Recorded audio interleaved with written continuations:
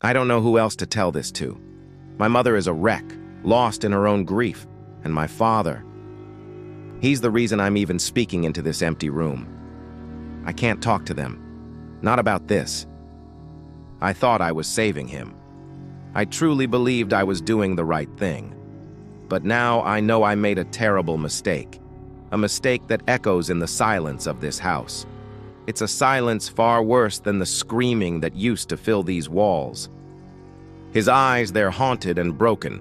When he looks at me, I see a monster reflected in their depths. I see what I've done. We used to have a normal life. A nice house, a big yard, a white picket fence, and flower beds bursting with color. It was a happy place, filled with the mundane comfort of everyday existence. My father was a quiet, decent man. He worked in logistics, a steady job, but his true passion was always gardening. He loved the earth, the feel of soil between his fingers, the miracle of growth.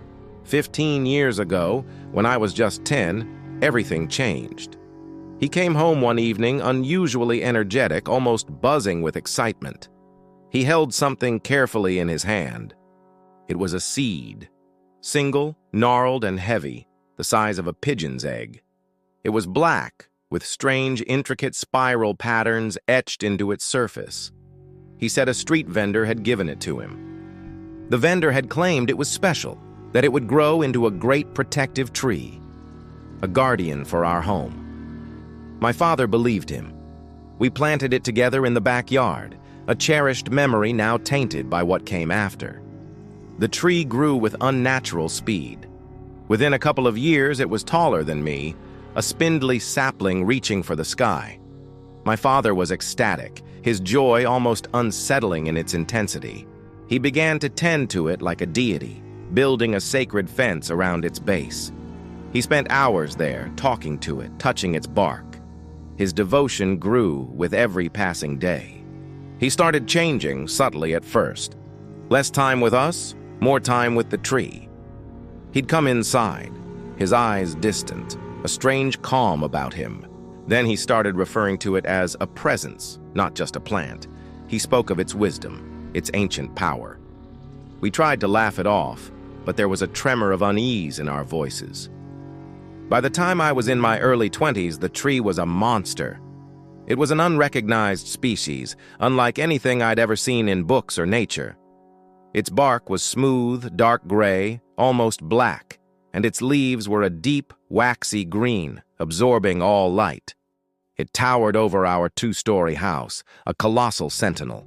Its shadow was vast and profound, stretching across the entire backyard, swallowing everything in its path. Under its oppressive shade, nothing could thrive. The plants withered and died, their vibrant colors fading to brittle brown. The soil became barren, cracked, and lifeless. Even the animals knew to stay away. Birds avoided our yard, their songs silenced. Squirrels scurried around the perimeter, never daring to cross the shadow line. Our family dog, once playful, refused to enter the backyard, whimpering at the back door. My father's obsession consumed him entirely. He quit his job, claiming the tree needed his full attention. He spent all day under its branches, from dawn until dusk.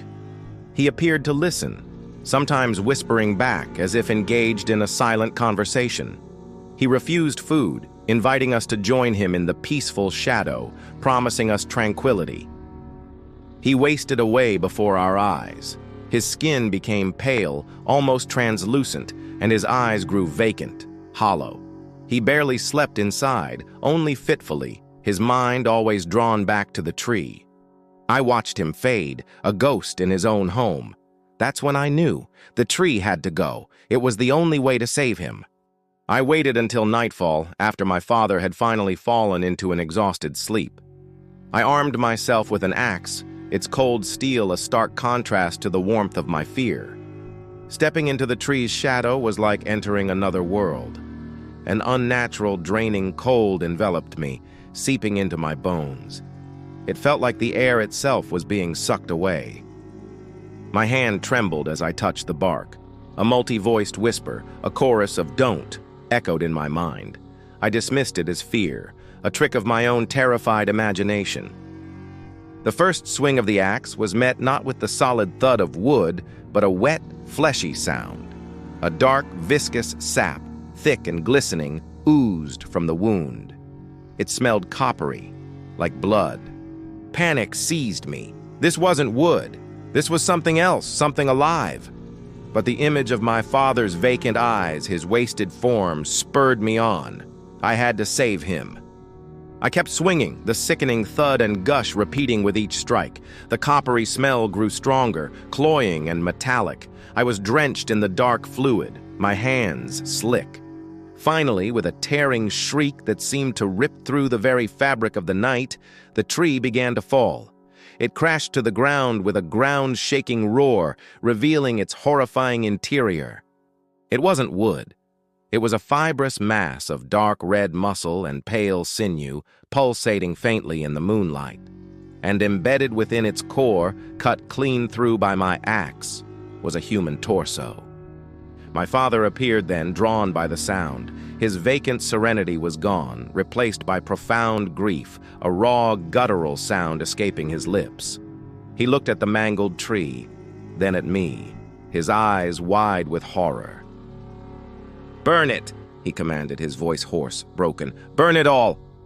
We worked grimly, silently together, hacking at the fleshy pieces, piling them high. The coppery smell was overwhelming. We doused the mound in gasoline, the fumes stinging my eyes. My father threw the match. The tree roared to life, a column of fire reaching for the sky. Greasy black smoke billowed upwards, carrying with it the unmistakable smell of burning meat. I thought I had saved him. I truly did. But I was wrong. So terribly wrong. It's been a week. The tree and its shadow are gone. But my father, he's physically present yet mentally absent. A shell of the man he once was. He paces the house, stares at the empty space where the tree once stood.